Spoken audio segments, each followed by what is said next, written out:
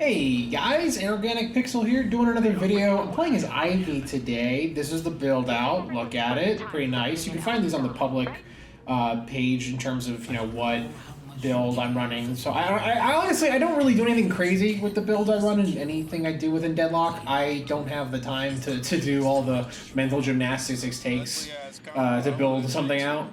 Pause lock here. But yeah, real quick, before I get started with this video, I want to talk about the last video I uploaded in regards to Deadlock. I uploaded that one twice. I uploaded it first, and I thought the video file was fine and everything. Turns out it wasn't. I basically ended up having to fix the whatever happened when it encoding and rendering the video, and then I had to re-upload it again. So nice parry here on the 7, by the way. Dude, getting parried early on like that's why punching so early on is a little bit of a very, very high risk, high reward situation. I really would advise against punching that early on, especially with the first wave out. Second thing in regards to that video, I got a few comments on the first upload of it, and I was surprised to actually see a lot of people actually watching that. It seems you guys like this format, so I'm going to try to keep doing these, but if you guys have any comments or anything or any critiques that you want to give me in regards to this video, or even topics you want to talk about with the future videos, let me know in the comments. Please say something. I actually want to address this one comment right here first. And honestly, God, when I read this comment, I was like, that is honestly worthy of a whole topic, a whole video. So I want to kind of dive into what they're talking about when it comes to cosmetics specifically. And by the way, one thing too is I will my teammates here are very talkative this game, so I apologize if you hear the comms here and there. So I hope that's not too distracting. But when it comes to cosmetics within Deadlock, to be transparent, what we know so far, there have been 2 instances where we've seen cosmetics added to Deadlock, and that was during the Halloween kind of event that they had. Everyone had a Halloween mask on, which was kind of funny. I remember those being very glitchy though at the time when those came out as well. Like sometimes the mask would be like floating like a whole foot in front of the model's face and whatnot. And the second time we ever got cosmetics was the Christmas cosmetics. You basically had like a set of achievements to do. I ended up getting like a few of those, and I actually made a little bit of a video back in the day, just showing like the holiday event and whatnot that was going on with Deadlock. Those cosmetics... This guy starts whistling for no reason, by the way. Those cosmetics, the Christmas ones, were a lot better. I felt they were a lot more coherent and also played very nicely. Very, very, very few technical issues with those. And, they were fun and everything. I like the Christmas cosmetics. And I guess that leads me to think, like, obviously cosmetics will be a part of Deadlock in some degree. To be transparent with you, there's a small part of me that doesn't like the idea of there being cosmetics. Deadlock's a very fast-moving game, and I imagine, like, if there are certain cosmetics that could be overboard or overkill for certain characters, that could be a problem. If they stay within the realm of being as, like, in terms of what they look like as far as the Christmas ones, that'd be fine, I guess. It's just that, I don't know. Like, I guess cosmetics in video games are weird, and also the way cosmetics are done with Valve specifically are also very strange. They're not like a lot of other video games where you can, where everything's very much template, like a big template, and you basically have to wear one outfit. See Call of Duty, see games like Apex Legends. I don't know. I'm just thinking of a few at the top of my head. Valve is very creative with their cosmetics. That's 7 again, man. You can't parry. You can't be punching. You can't be throwing haymakers this early on in the game, especially when you're half health. And the cosmetic aspect with Deadlock, I have seen some examples that fans have made that I really like, that I think are like, okay, that could work. I think that's not much of a problem. But I've also seen ones where I'm like, I would really prefer Valve's interpretation. Don't get me wrong, I love the artwork and everything. It's just that I don't know if that necessarily fits the world how I see Deadlock specifically. And as far as like how cosmetics should work in this game, I want to kind of loop back to maybe Counter-Strike a bit in terms of what the professional scene does, because in the professional scene they don't allow. Not that they don't allow, but supposedly it's kind of like an unwritten rule, almost like an unwritten rule of baseball situation. With Counter-Strike, where they refuse to wear the specialized agent cosmetics that exist within that game. I'm not too big into Counter-Strike anymore. I used to be, but bear with me, there are like cosmetics for not just your knives and guns, but also the actual character model you play as. And in the competitive scene, the Pro League at least, that is not, they don't do that at all. It's kind of like an unwritten rule where they don't do that. And I like to think that's where I want to see Deadlock at in terms of like how I want the cosmetics to function in this game. I guess I'd just be curious to see what those cosmetics look like. Part of me just doesn't like the idea of having to see different outfits or different characters, but I guess if done well enough, I could be swayed otherwise. I just, it's hard to imagine that, essentially. You know, I'm trying to imagine a future of Deadlock, and I would be very curious to see what Valve's creative process is with those designs. And then ultimately, eventually, you know, if history is any kind of indication of what typically happens with these kinds of games, when that goes to the fans, when they make the game, or, you know, when they have updates that are fan made to this game specifically, that kind of seems to be the trend that Valve games head towards, you know, in an eventual future, where the game that you're playing might not be as supported by Valve, but they basically tap the fans to help make content. See examples like Team Fortress 2, supposedly in the near future is going to be getting a big fan-made content update, and also the SDK that was released. See games like Left 4 Dead 2 with its Last Stand update and everything. I don't mind that with Valve, honestly. I know some gamers get really heated at the idea that Valve might not update their 10-plus-year-old video game anymore. But I guess with Deadlock specifically, going back to the cosmetic part, if I could actually get, though, in the boardroom meeting at Valve tomorrow and say, hey guys, here's my idea actually for cosmetics, though. I think the big cosmetic that I would like to see implemented in Deadlock is like some kind of a graffiti tag or a tag, whatever you want to call those sprays. It'd be so cool because, we're in New York City and graffiti is somewhat of a thematic element with Deadlock specifically. I think it'd be so cool if players could have that kind of level of effect on the map itself. The map is a big part of what makes Deadlock to a degree, and I think that would be the cosmetic that I think I would spend money on first if that existed. I would love to see specialty and rare types of spray paints that might exist within the realm of Deadlock, and that could be so fun for each character. Like Ivy has her own sprays, and so does Dynamo, and there might be a really funny voice line that they say when they spray it or whatever. I also think that'd be a really cool way of taunting the other team as well, better than teabagging, I think. I'm not a big fan of the teabag because it's just kind of, immature and, I don't know. It just gives me wrong vibes. It gives me I'm a huge asshole vibes, if that makes any sense. But a spray, I don't know, that could be kind of cool, especially when it's a neat little spray and you kind of leave your mark on the map for the rest of the game, the rest of the round. And rounds are sometimes 40 minutes a piece, sometimes an hour. I think sprays.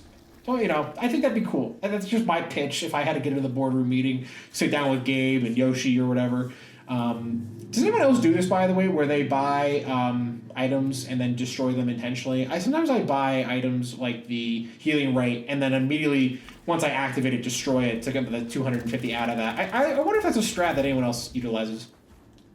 So yeah, as far as cosmetics go, I would also love to see more fan ideas for cosmetics. I think I showed this one either already or I'm going to show it again here, but the Ivy one specifically I saw posted to Reddit was really cool. I think that works. It kind of makes Ivy, I guess, more of a New Jersey type girl. So on top of that, you could even I think that Viper could even have her own set, like a Monsters Beach Day set or Monsters New Jersey set. Yeah, man, I would love to see cosmetics. I guess. Or cosmetics like that to a degree. Again, it all just boils down to what Valve kind of sees in the world of that realm and whatnot. I guess cosmetics for me, and I'm really only, the one example I keep thinking of constantly is Overwatch. I felt like the cosmetics to a point got really obnoxious within that game specifically. I feel like with certain characters, like Genji, for example, the cosmetics just got way too overblown or honestly way too commercialized, where they became oh, hey, here's a branded cosmetic pack for a video game or the rights to another IP. Here's a cosmetic for a high-end fashion brand, and I don't think Valve would go that direction ever. I guess it made sense in the realm of Overwatch. But, man, it's just, again, I guess it all just boils down to me imagining a world of what those cosmetics look like and, what what that future might hold, essentially. This poor Seven, by the way, I feel like so early on I was just kind of really being mean to him in the very beginning here. I think he gets away. No, never mind. I punch him. I knock his lights out.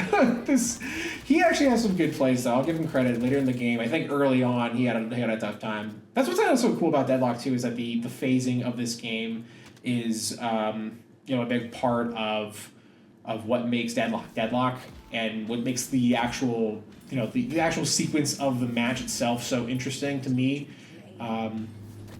as opposed to like games like Overwatch. Speaking of Overwatch, actually, they actually came out with their stadium update. I made an Overwatch video a while back. I have not played that game in a long time. So honestly, the last time I played it was when I made that video. But if you guys would like to see that, let me know. As far as like other videos that had come out as well, I made one about the farming within Deadlock. Let me know what you guys think of that. And like my last video, I also mentioned that I'd be curious to try out Marathon. I said I would make a video for that if anyone commented asking for it so no one did, which is fine. Pause lock, baby. All right, I feel like I'm getting a little bit off topic throughout this video. I did touch on the cosmetics. I think one thing I want to make with these videos is that I also talk about other things that are not just Deadlock. I don't think anyone is crazy enough to want to listen to like some guy talk about Deadlock on a bi-weekly basis for a whole 45 minutes to an hour. I'm surprised actually that there are enough people that want to tune in to these types of videos. I feel like some of the best work I've ever made on this channel is a lot of the Team Fortress 2 ones, but the ones that I love making are definitely the Deadlock ones. So definitely feel free to recommend some topic ideas and whatnot. I think it's kind of fun to mix it up a little bit in terms of what I talk about in this show. But one thing I want to maybe touch on last Deadlock related thing is, working with players who are maybe different skill levels and whatnot. Be curious to see what you guys say in the comments, but specifically, how do you tackle like players who might not be as experienced, who make dumb decisions like this one where I get grabbed by this Mo Krill and stunned by that Seven really hard? What do you try to do with those matches? I feel like the worst thing to do is, just immediately get tilted off of that. Like if you have a guy who's new to the game, who's like 0-3 the very first 10 minutes of the match, who's obviously not doing too hot. I find that yelling at them and getting frustrated is not the move. Typically, I feel like I try to offer advice or maybe, say, hey, what do you need? Like how to communicate. Big part of Deadlock is communication, and if you could get on the mic as a new player or as an existing player and, be polite and everything, I think that's a big part of what could help win matches. I've been winning a lot of matches lately, and I feel like that's mainly because I've been lucky enough to where the people I play with tend to be very communicative and easy to work with.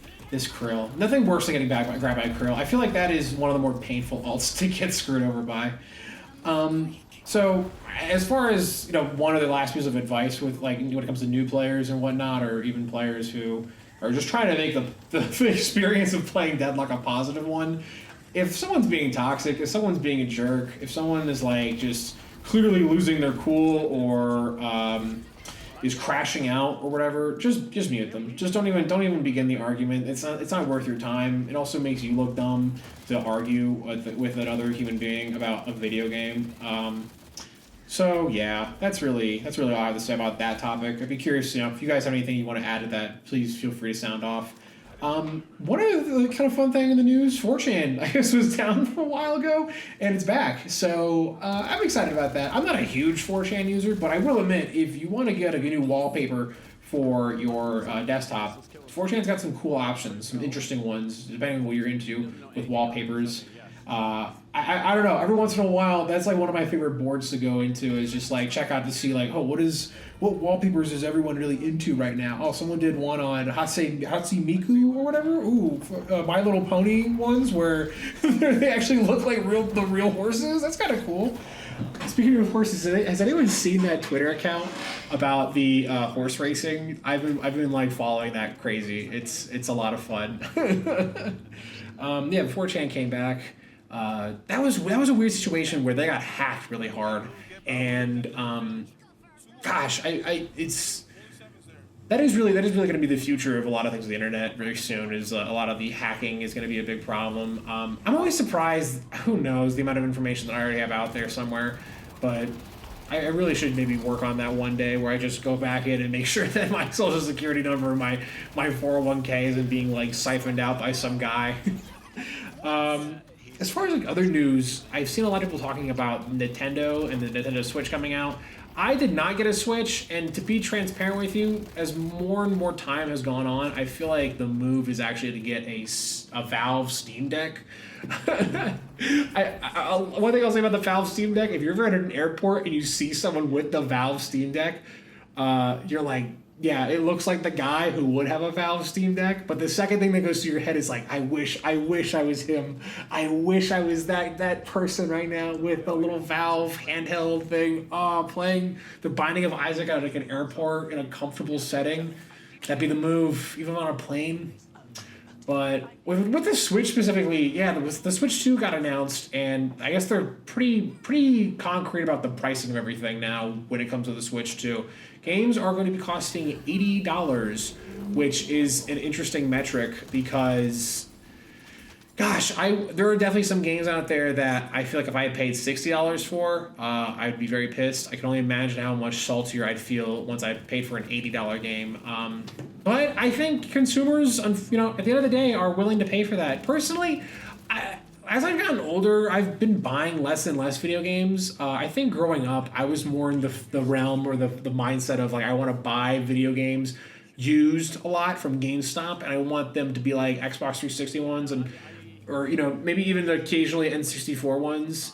I was never really big into like buying the brand new Call of Duty or buying the brand new. There were so many options basically to play free games, number one, and then number two, there was also a lot of options to.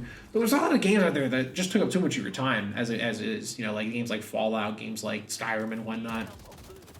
It's a totally different ballgame now, though, too. The gaming industry is in such an interesting place. I wish I could comment more on it. I don't really, I'm not like a gaming journalist or anything like that. But then again, like, what does that even mean? But yeah, it's interesting how gamers' perspective of how the video game market works. And that kind of relates back to that comment earlier about the cosmetics with the Deadlock. This poor Seven. I feel so bad that this Seven again just gets bullied by me. He couldn't have seen that coming. Yeah, I don't know. So I'll kind of drop it. The topic is I feel like I'm gonna like talk in circles now about the video game industry. But as far as the original topic that I touched on, which was the Switch. Do you guys feel like does that bother you at all? Does paying $80 for the new Mario game bother you? To be honest with you, there are people that will pay $80 for a new Mario game. I don't think people are willing to pay $80 for a new Call of Duty. You know what I mean? Those will come out every single year. The value of a Call of Duty is not equal to the extra $20. Unless like when you pay the $80, it's just like, hey, guess what? You just get the DLC, you get like a lot of, I guess, well, that already happens as is. I don't know. I feel like games like Call of Duty or games like a Battlefield or a game like a game series like Assassin's Creed, I don't think they can swing the $80 price tag. I don't think games like that could. I think Mario can. Maybe the Last of Us games could. Rockstar probably could for sure. But I don't think that every game can. If EA, for example, starts tomorrow talking about, oh yeah, games are $80 now, bro, we're gonna have to see what you mean by that. That first $80 game better be a 10 out of 10 experience, or that is not gonna be a winning business strategy. It is fun to watch EA though fail pretty tremendously all the time. Speaking of gaming journalism, one of my favorite things back in the day was reading about gaming magazines just like nearly shit talking like EA and how it worked. Like early Game Informer ones would always be like, oh, well, it's EA, so they're just trying to see how the market works. And then as time went on, even like IGN reviewers and whatnot would be like, yeah, EA just sucks. Everyone hates them. These guys are just kind of a pain in the ass. Yeah, what else is there to talk about? What else is going on? Marathon. I saw that they had aim assist within Marathon, which, gosh, that's so interesting to have aim assist on PC games. From what I saw, people were actually saying that they liked the aim assist aspect to it. And I haven't played Marathon myself. I would be interested to play it. A lot of the stuff that they've shown in the trailers and whatnot was interesting, and it almost seems like the internet now went from a week ago hating the idea of Marathon and being like, this game looks ass, bro, to now being like, I want to play that. Oh man, I'm such a or I'm so easily swayed into doing anything companies advertise and market. It's just my gamers, man. What can you do? But the Marathon aim assist with Peace was interesting. You know what was interesting though is that a lot of the YouTubers who made YouTube videos about Marathon, or who made stuff talking about the alpha test that's going on right now, they all did say one thing that came out very frequently was that Marathon's identity seems to be a problem. And I even said that in my last video. It's interesting how people who've been playing it are having that problem with the game specifically. I already talked about what I would do to help Marathon's identity a bit in my last video, but this Kelvin's very upset. And it's all our fault, by the way. That sucks so much, actually. I die here. I don't know, man. What do you want me to do, Kelvin? I'm sorry. If I gotta offer one piece of advice, you should be blaming your teammates for dying. You know what I mean? You gotta, if you're dying, I think it's a lot healthier to internalize that as your own fault. Like you were maybe out of position, or maybe, I find that makes me a lot less, I think that makes me a lot less toxic or a lot less frustrated when it comes to playing multiplayer games, because, it's okay to get. I think it's easier to get mad at yourself. It's just kind of the weak-minded thing to get mad at other people. Not sure that drop did not get hazed, if I'm being totally honest with you. Here's where that air. By the way, hey, I made a YouTube video on this before, Valve. Can we help with that? That air valve, that air vent thing went the wrong way for both of us. Screwed me here because it actually pushed me further into the fight. I was hoping to actually just shoot the other way. I'm not sure what Hayes was planning to do there, but yeah, that freaking air vent, man. That air vent, ooh, when it gets you, you're like, that's the worst. This Kelvin's very upset now too. We're all getting upset. Left side, they're here right now. Slash is snowballing the game off the money on that side. It's all, yeah. All of his lead has come from. I'm just gonna let Kelvin speak his mind out. What's happening? He's gonna get way too out of control. I'd say that while he's only 5K ahead. I'm not sure if it's become obvious yet, but the team composition or the teammate aspect of the game you're seeing here doesn't exactly meld super well in the end. I don't want to spoil the ending here, but as you can, based on the comms you might be hearing, you can kind of make a pretty calculated guess. What to talk about? I would, actually what I saw a while back was the new Sinners movie. Not sure if anyone saw that. It was Michael B. Jordan and everything. I thought it was good. I thought it was fun. I was actually pretty impressed with the cinematography in that movie. I felt like there were a lot of really fun shots that added a lot of thematic elements, more so than I originally anticipated. As far as my main criticisms, it definitely feels like there are moments in the writing where you're like, well, something has to happen here. We're just gonna do a quick Deus Ex Machina here to get the story moving. I don't want to spoil the ending or anything like that, but I will say this. It's very similar to the movie From Dusk Till Dawn. If anyone's ever seen that one, Quentin Tarantino and George Clooney are in that. And then there's also a really great scene where Quentin Tarantino puts a girl's foot in his mouth.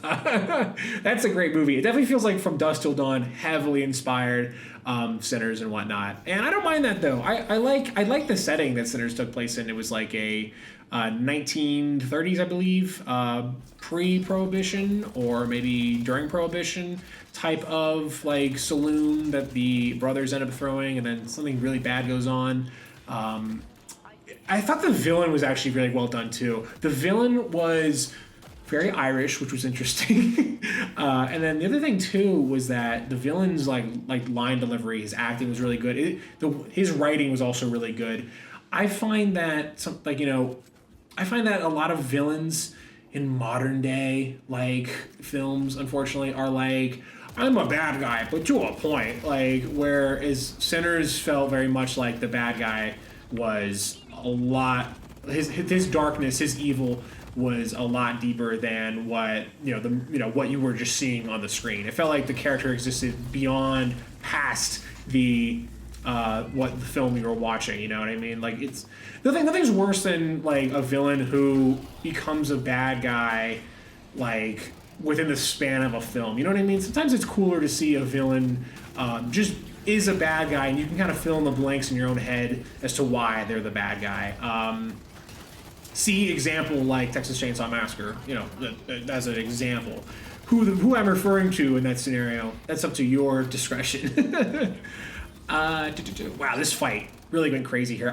This is an Ivy game where I felt like I played pretty okay. Ivy's a newer character that I'm picking up, and that's one thing I'm doing a lot of as of late within Deadlock is playing a lot of new characters. The character I picked up big time these past 2 days has been Paradox. She is cray-cray. I originally thought that she would play a little bit more like Max Payne with her slowdown ability, and the reason I thought that was because of her gun that like slows you down. I was really hoping that the way Paradox worked was like that was a bigger part of her skill set. And to a degree, it still is kind of like that. I don't know. If Valve could figure out a way to get the feeling of playing Max Payne 3 into this game, like through some kind of a character, I don't know how that would work. But if they accomplish that, that'd probably be the most impressive character in all of Deadlock history. Currently, I think the most interesting character in Deadlock right now is... I think the most interesting character right now in Deadlock is Lash. This rotation, 2 people went back instead of 1, and we didn't get mid because of it. I do agree with our Kelvin here. The reason we should have definitely gone mid here after that fight. I do. If I can just cut to the chase on one thing, if you could take away one thing from this video, at least in terms of my performance in this game here, I would definitely argue that a big part of how to get better at Deadlock is trying to work with the team, trying to accomplish a task with the team. I would strongly advise against a lot of cases. In a lot of cases, doing something by yourself, whether that's getting Urn, whether that's pushing a walker, whether that's like going for a shrine or whatever. Try to understand what task and what things you can do in the game by yourself. Maybe things like farming, maybe things like going for the bridge buffs and whatnot. But really prioritize your understanding of like what you should be doing as a team right now. I feel like that could have won us this game particularly, because I think there was a lot of instances where we don't do things as a team, and that's kind of what led to our downfall. We do things by ourselves, and then one guy gets picked off, and then that just snowballs into the next problem, the problem after that. Anyways. You know what's cool about Deadlock, actually? One thing this might be a video in the future that I might make, but I want to kind of give you a little bit of a Costco sample, if you will, of what my idea is for a video. I would love to do a video talking about cosmetic changes I'd like made to Deadlock, in terms of like maybe like map cosmetic changes, character cosmetic changes, that could range. Again, we're in early alpha stage, but I think it'd be really cool to do a video just kind of talking about things that, like my wish list of cosmetic stuff. I think everyone immediately just jumps to like, oh, I want to see character and hero skins and whatnot. There are some things on this map here that I think could use a little bit more grind, maybe. I don't know. It's correct. This would be like one of my topics in the video for sure. But how do you guys feel about like debris or like clutter and trash on this map? I feel like New York isn't grimy enough. Some of these walls might need to have like a little bit of like texture thrown on them, a little bit of seasoning, if you will, a little bit of like so kind of like small little nooks and crannies and whatnot. It's just, I don't know. I can get more to the end of the video in the future, but if you guys would be interested in that, let me know. The cosmetic aspect of this game within Deadlock, one thing I really hope to see more of during the beta testing phase, definitely is cosmetics, but I would also like to see, I think they've hinted at the idea that they want to do seasonal versions of the map, which sounds cool. I believe when, during the Christmas event, they had like a kind of a winter kind of effect going on with the map specifically, where like certain things were like, Christmas coded and whatnot or whatever. And this is a crazy fight too. I think this goes kind of poorly for us if I recall correctly. But this is what I love about Ivy. Just becoming that rock, becoming a big big rock that stops everything. That's one of my favorite abilities of hers. It's It's interesting how a lot of like these characters' abilities operate around one another here. I remember what happens during this fight too here too. What's like I think we just got a little. I think 3v2. Everybody fires on him. He dies. Has expired. I mean, look at their HP totals. They can't 2v3 you guys. Yeah, they just lose that. They just lose that. You never should have come here. Let's head into roleplay. Man, I love fighting against 7 because his head is so big. Getting those crit hits on 7 is just, it's like popcorn. I don't know. I guess going back to my comment about like, I don't know, maybe a little bit more graffiti, maybe a little bit more kind of gruff and grime, some edging, or kind of wear and tear on seeing the city, a little bit. That's kind of the cosmetic feature that I'm referring to. But the seasonal one specifically, I would love to see like a fall version of this map. I would love to see like a winter version. I'd be curious too how anyone would feel about the different season versions of those maps playing out. You know what I mean? I guess the way I would see it is that if in my little silly example here in terms of like different seasons for the game itself, I would see that the summer version of the map is just where everything's green, everything is like at bare bones in terms of what it looks like. Maybe it means like seasonal graffiti and whatnot, but there's no like cosmetic. One second, there's this car that's like going crazy outside. The summer version wouldn't have like a lot of crazy cosmetic stuff going on. Wouldn't mind the winter version being a little bit different to that too. I'm interested to see if maybe during the winter version, if by adding those patches of snow, if they would make the map a little bit more slidable. If that makes any sense. I'd like kind of like how Park is very like those rocks give you some opportunity to slide around and whatnot. I'd be curious if they made that kind of a different cosmetic aspect, and even like change the way how the map might be played and whatnot. I am so infinitely curious as to what Valve's design philosophy is with this map, because I think I like 3-lane a lot. I've seen a lot of people on the internet complaining about 3-lane, that they miss 4-lane and whatnot. I hope that 4-lane may come back in some form or another, but I don't know, the 3-lane version of this map, it feels... One thing I'll say about this one versus the previous one that I said in my last video as well is that it just feels like New York. I think that's a big need for this game. It needs to feel like you're in New York City to one degree or another. The first one felt like, I don't know, that one felt a little bit wishy-washy in terms of how it felt like, in terms of it being New York and whatnot. This one definitely feels like you're in like the heart of New York and whatnot. And that's coming from a guy who's been in New York one time in his whole life. So, God, the amount of sequences that go through here that lead us to the conclusion of this map. I played very well, and one thing I'll add to my play style that has gotten a lot better at, and I think it's mainly because of the update that happened that changed this, was the movement, the wall movements and whatnot. Man, nothing's worse than a krill grab, I tell you, man. I tell you, nothing's worse than a krill grab. Nothing is worse than that. I think I'd rather be shot than get krill grabbed. That lash, by the way, one thing I will spoil a little bit about in this footage here is that people complained tremendously that the lash was doing some kind of an exploit.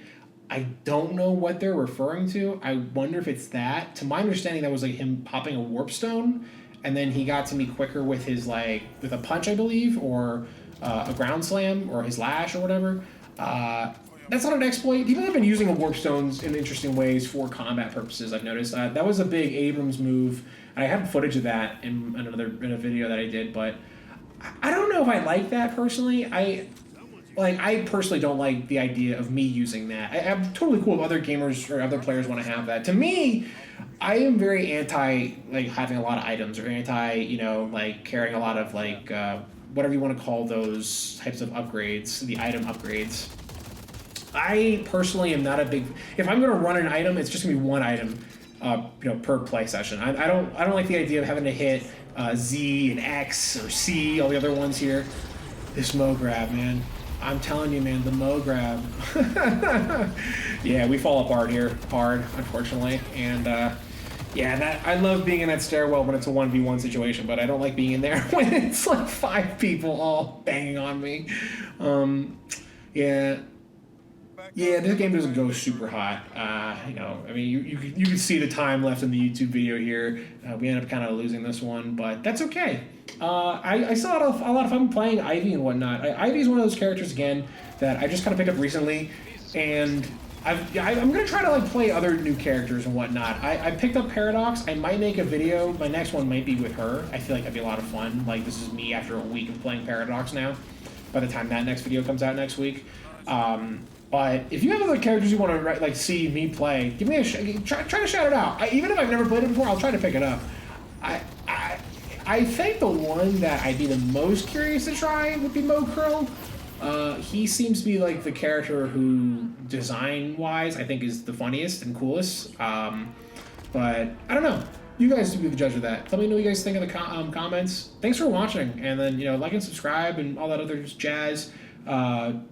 Appreciate you sticking to the end of the video and everything. And then if you're here, I don't know, I forget it.